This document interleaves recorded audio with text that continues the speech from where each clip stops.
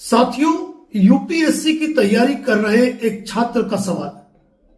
Sir, किन्हीं परिस्थितिवश मैंने कोई लोन लिया और कुछ समय लोन की किस्तें भी भरी, हालात खराब हुए, मैं लोन नहीं भर पाया। अब ऐसी स्थिति में जब मेरा लोन डिफॉल्ट हो चुका है और कंपनी ने मेरे खिलाफ सेक्शन 25 का केस फाइल कर दिया है और मुझे यह भी खबर मिली है कि मेरे खिलाफ एफआईआर दर्ज करवा दी गई है।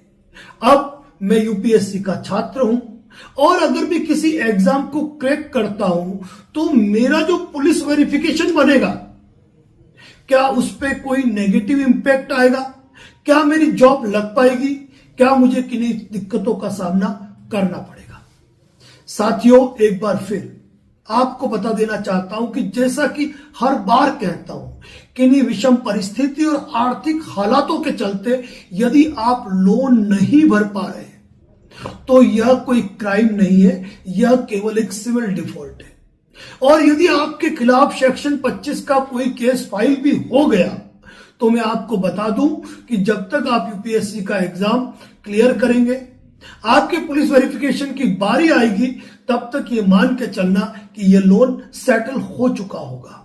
और ऐसी स्थिति में यदि कोर्ट में आपके खिलाफ कोई केस फाइल हुआ है और उसमें आपको कन्विक्ट नहीं किया गया है तो ऐसी स्थिति में आपके पुलिस रिकॉर्ड पर कोई विपरीत प्रभाव नहीं पड़ता है। साथ ही एक बात बता दूं कि लोन के डिफॉल्ट के मैटर में एफआईआर बिल्कुल भी दर्ज नहीं होती है।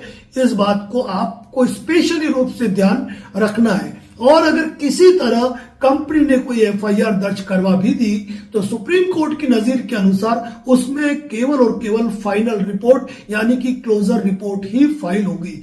इस तरीके से आपका कोई आपराधिक रिकॉर्ड नहीं बनता है जिसके लिए आपको तनाव लेने की आवश्यकता है। साथ ही एक बात और कह देना चाहता हूं कि इस मैटर में यदि आपका पासपोर्ट भी बन रहा है ना, तो वहां पर भी कोई आपको दिक्कत नहीं आने वाली है और न ही कभी किसी विदेश यात्रा के दौरान आपको दिक्कत आने वाली है। एक छात्र के रूप में सवाल पूछा आपने, उसका जवाब देने की बखूबी कोशिश की है। बाकी अधिक जानकारियां हमारे advocate Narendra Joshi YouTube channel, social media platform पर पोस्ट है, जहां विजिट कर आप सारी जानकारी प्राप्त कर सकते हैं। थैंक्स।